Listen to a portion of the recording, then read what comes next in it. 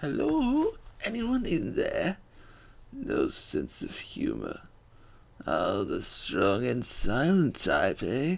Think you're safe behind that mask. Give me 20 minutes and a can opener, and I'll have you whimpering like a schoolgirl. You might like it. That's enough, patient. Guard, leave us. Yes, sir. Good afternoon. My name is Professor Hugo Strange. And you are? Two-Face, Catwoman, Batman.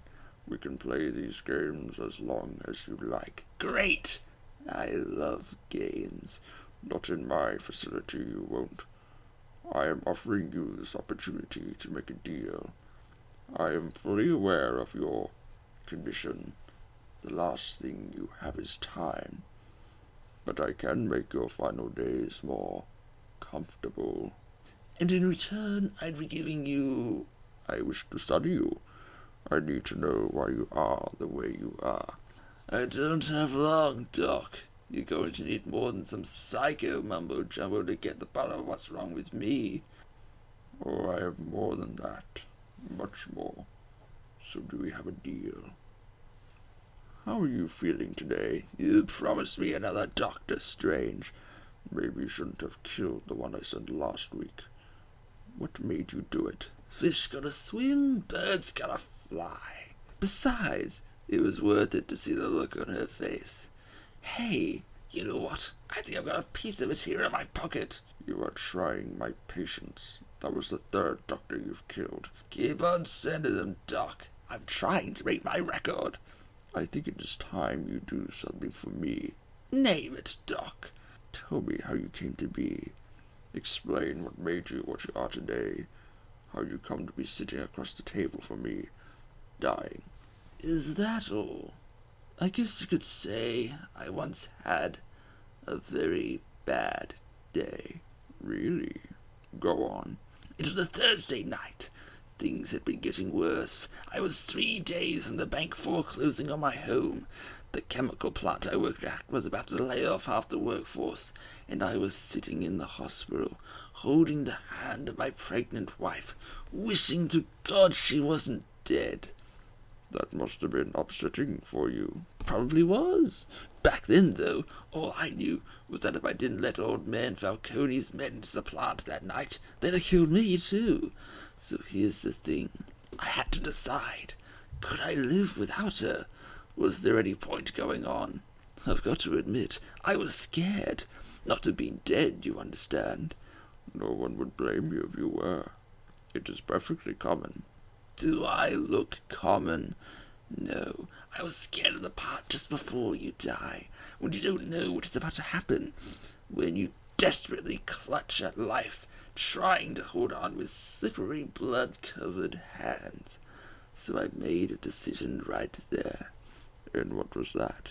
That, well, that is a story for another day, Strange. I think I needed to see a doctor. Get me one.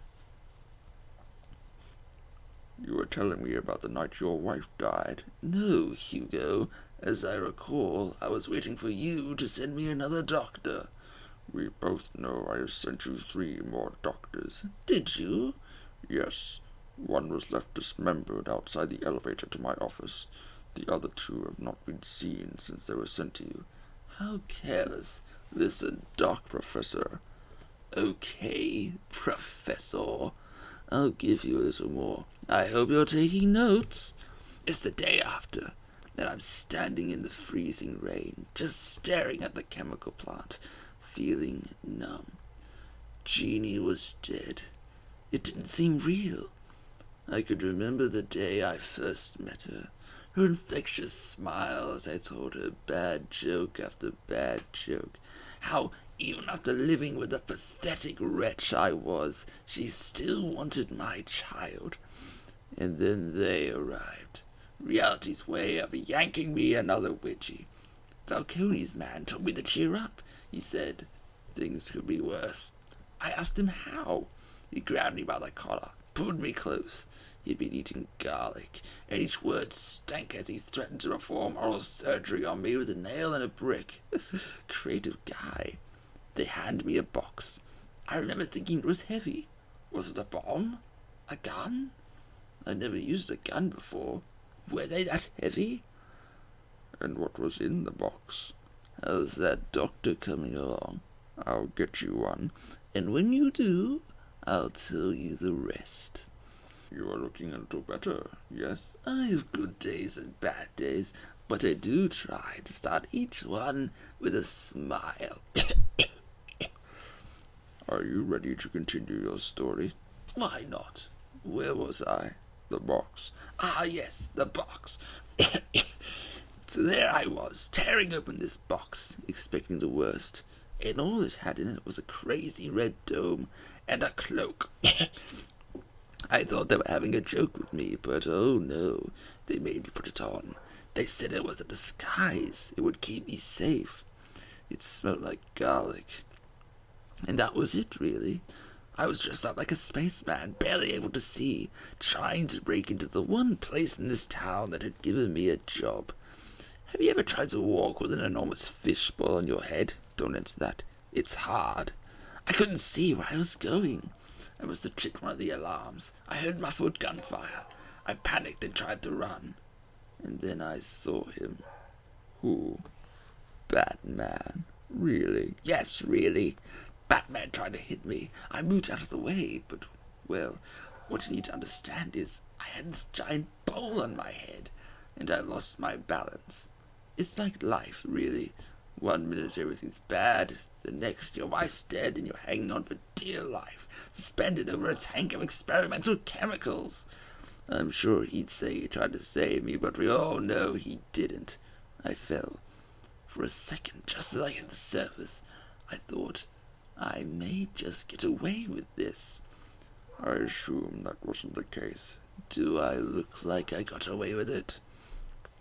I was drowning. The chemicals were burning my skin. My entire body felt like it was on fire. And it was all his fault. Whose fault? Batman's? Who else? Yours? Come again? Let me tell you what I believe. I believe you have fabricated a series of events that you used to conceal the truth about your condition. I have read 12 different accounts of your past, all different, except for one detail. Batman. What can I say? I like to keep things interesting. A wise man once told me that if you have to have an origin story, you're better off making it multiple choice.